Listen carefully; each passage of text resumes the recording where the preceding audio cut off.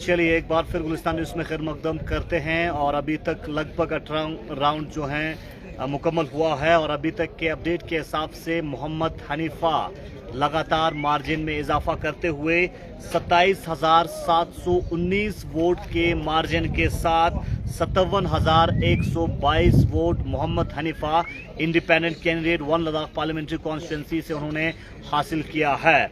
और दूसरे नंबर पे ट्रेल कर रहे हैं त्सिरिंग नामग्याल जो कि इंडियन नेशनल कांग्रेस के हैं। 29,404 वोट हासिल किया है, 29,403। और तीसरे नंबर पे एडवोकेट टशी गेल्सन जो कि भारतीय जनता पार्टी से हैं और भारतीय जनता पार्टी के कैंडिडेट एडवोकेट टशी गेल्सन ने 22,711 वोट हासिल किया है और 775 वोट नोटा को गया है। तो ओवरऑल आंकड़ा आपको दें तो लद्दाख पार्लियामेंट्री कॉन्स्टिट्यूंसी से अब इंडिपेंडेंट कैंडिडेट मोहम्मद हनीफा जीतते हुए नजर आ रहे हैं और 27,719 वोट के मार्जिन से मोहम्मद हनीफा लद्दाख पार्लियामेंट्री कॉन्स्टिट्यूंसी से आगे हैं। ये इस वक्त की अहम और लेटेस्ट अपडेट। और अभी लगभग 90,000 से ज्यादा वोटिंग का काउंटिंग मुकम्मल हुआ है और जो है लगभग 26 से 30,000 वोटिंग का काउंटिंग बाकी है। तो अब लगभग इंडिपेंडेंट कैंडिडेट का जीतना तय हुआ है क्योंकि मार्जिन काफी ज्यादा है। 27,719 वोटिंग का मार्जिन है। हमारे साथ फिर से ज्वाइन कर चुके हैं मुजम्मिल जमील मेरे साथी। जमील, लगातार इंडिपेंडेंट कैंडिडेट का मार्जिन बढ़ते हुए नजर आ रहे हैं, तो इस मार्जिन के हिसाब से चूंकि अभी सिर्फ बचा है तो 26 से 30,000 वोट्स का काउंटिंग बचा है, तो नताइज अब पूरी तरह से इंडिपेंडेंट कैंडिडेट के फेवर में नजर आ रहे हैं। जी हाँ इसाक, जिस तरह के अभी हालात बने हैं और अभी के जो नतीजे सामने आ रहे हैं उससे यकीनन ये अब तय हो चुका है कि जो करगिल से अलायंस कैंडिडेट जो मोहम्मद हनीफा जान के नाम पे इंडिपेंडेंट कैंडिडेट को ग्राउंड पे उतारा था, यकीनन उनकी जीत जो है अब लगभग तय होते जा रही है। और 70% अगर हम कहेंगे तो मोहम्मद हनीफा के खाते पे इस वक्त जो है ये जीत जा रही है। और अभी तक 27,719 के एक बड़े मार्जिन के साथ जो है दोनों कैंडिडेट्स के ऊपर 20 से 30,000 तक, जिससे आपने कहा कि काउंटिंग बाकी है। Tashi Gelson Bharatiya Janata Party 23,240, Tsering Namgyal Indian National Congress 29,773, vote अगर हम डिवाइड करेंगे Mohammad Hanifa independent candidate 52,575, NOTA 743। इस बार यूनिटी को तो लेकर कहा था कि 17वें राउंड के अख्ताम पर मोहम्मद हनीफा इंडिपेंडेंट कैंडिडेट 22,802 वोटों से लीड कर रहे हैं। इस बार के लोकसभा इंतखाबात को आप कैसे देखते हैं?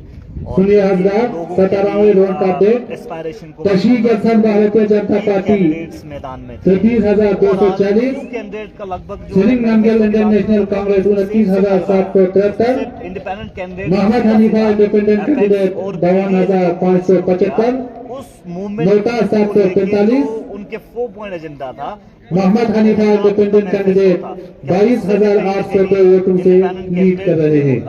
खासकर करगिल से लद्दाख डेमोक्रेटिक अलायंस के कैंडिडेट का वेटेज तो यकीनन मिला, क्योंकि एपेक्स और केडीए के मूवमेंट से भी इनको वेटेज मिला होगा। जी यकीनन एपेक्स और केडीए के ने जिस तरह जो है एक मुहिम चलाई थी और 4 पॉइंट एजेंडास को लेकर बात रखा था, और उसमें मोहम्मद हनीफा जान भी एक ऐसे मेंबर रहे हैं जिनका हमेशा से इस फेवर पे जो है वो बात करते आए थे। और इस बार अपने मैनिफेस्टो की जगह में ही उन्होंने 4 पॉइंट जो एजेंडा था, जहां भी उन्होंने कैंपेनिंग वगैरह की है, वहां पे मेन जो 4 पॉइंट एजेंडास को लेकर ही उन्होंने लोगों से वोट हासिल किया हुआ है। और इसके अलावा अगर हम बात करें इसाक, तो लोगों का भी इस बार जो है करगिल डिस्ट्रिक्ट से अगर हम बात करें तो लोग भी यूनिटी चाहते थे, क्योंकि पिछले 2019 के इलेक्शंस के हवाले से हम बात करें तो काफ़ी लोगों का मानना है कि करगिल डिस्ट्रिक्ट में जिस तरह कोऑपरेशन की बात करें, यूनिटी की बात करें, तो वो नज़र नहीं आ रही थी।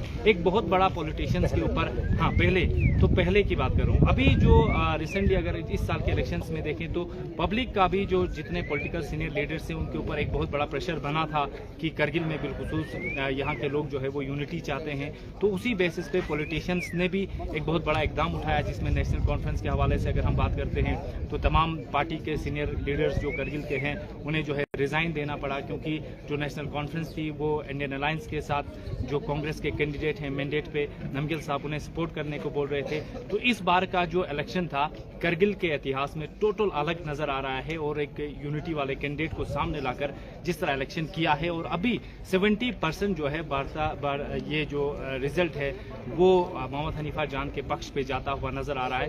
तो यकीनन इस साल का इलेक्शन जो है लद्दाख के इतिहास में फिर एक नया रूप लेकर आया है। यकीनन रिजल्ट के हिसाब से और रुझान के हिसाब से अब तय है कि इंडिपेंडेंट कैंडिडेट को लद्दाख से जीतना है। अब सिर्फ मार्जिन के ऊपर बात मुबाहिसे चल रहे हैं, अब इससे क्या मार्जिन और बढ़ेगा या घटेगा, क्योंकि अभी वोट का काउंटिंग ज़्यादा बचा नहीं है। तो मोहम्मद हनीफा के लिए इतना चैलेंजिंग है क्योंकि लद्दाख से वो जीत के जाएंगे। उन्होंने अनाउंस किया है वो इंडिया अलायंस का हिस्सा बनेंगे, लेकिन आने वाले समय उनके लिए क्या चैलेंज है? अगर इंडिया अलायंस का हुकूमत नहीं बनता, जिस हिसाब से नेशनल लेवल पे जो रुझान है अभी तक के अपडेट के हिसाब से 289 सीट्स पे एनडीए लीड कर रहा है, 236 पे इंडिया लीड कर रहा है। तो उस बेसिस पे इंडिया अलायंस जो है आगे, एनडीए जो है वो आगे नजर आ रहे हैं। तो लद्दाख के डिमांड्स को उठाने के लिए हनीफा जान के ऊपर किस तरह की प्रेशर रह सकता है लोगों का और साथ ही साथ गवर्नमेंट का? बिल्कुल, ये एक बहुत बड़ा चैलेंज होगा मोहम्मद हनीफा जान के लिए। और ये लद्दाख डेमोक्रेटिक अलायंस की तरफ से जो कैंडिडेट आए हैं और मेन 4 एजेंडाज पे अगर इन्होंने बात किया है, तो ज़मीनी सतह पे भी उन्हें जो है आगे सेंटर पे जिस तरह सरकार बनेगी या कोई भी अगर सरकार बन जाती है तो वहाँ पे मोहम्मद हनीफा के लिए बहुत बड़े चैलेंज हैं। क्योंकि इस बार जो लद्दाख की आवाम ने जो वोट भी किया है बिलखुसूस 6 शेड्यूल के ऊपर जो है उन्होंने बात रखा हुआ था और स्टेट को लेकर बात रखा हुआ था, या फिर तो यकीनन ये समय की बात होगी। फिलहाल जो है जीतने के बाद मोहम्मद हनीफा जान के लिए यकीनन ये तो तय है कि अब बहुत बड़े चैलेंज से अब देखते हैं कि 5 साल में मोहम्मद हनीफा जान जो है किस तरह अपने आप को बेहतर बनाकर अवाम के सामने पेश करेंगे और आने वाले वक्तों में किस तरह की पोजीशन में लद्दाख को लेकर जाएंगे और कहां तक लद्दाख की पहचान बना पाएंगे, ये समय की बात होगी। चलिए, लोकसभा इलेक्शंस के हवाले से लगातार अपडेट हम आप तक पहुंचा रहे हैं और लोकसभा के साथ साथ एजुकेशन के हवाले से एक अहम अपडेट आप तक पहुंचाएंगे।